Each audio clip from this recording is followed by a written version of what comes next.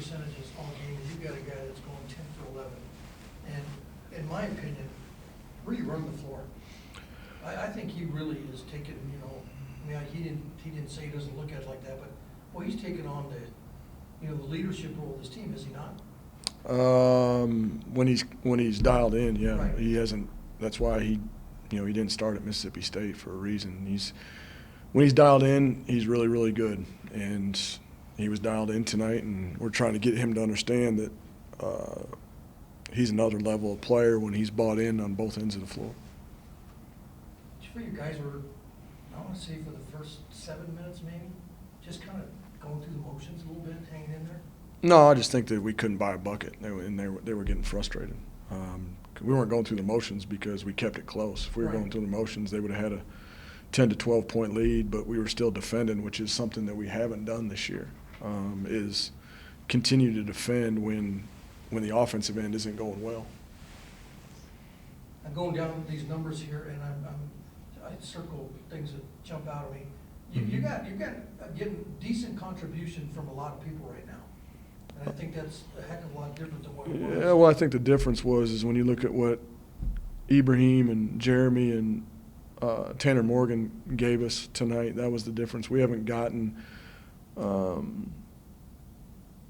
we haven't gotten 24 points and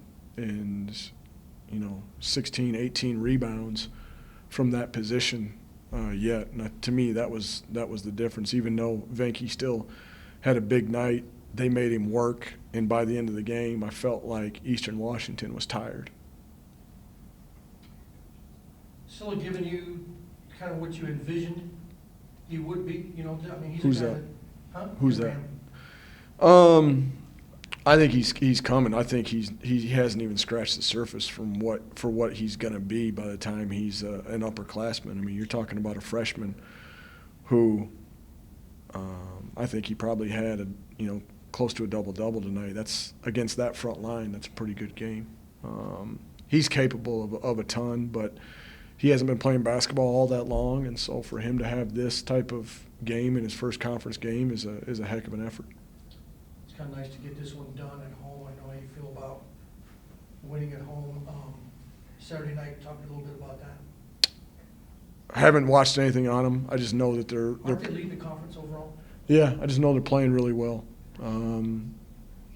Heck of a coach. Replaced 2 1,000-point scorers in his 1 and his 2, and they're still winning games. So they're the best team in the league defensively right now, and they're the best team in the league rebounding, which is what we're trying to do. And so, the best compliment I can give them is that you have to go take a game from Idaho.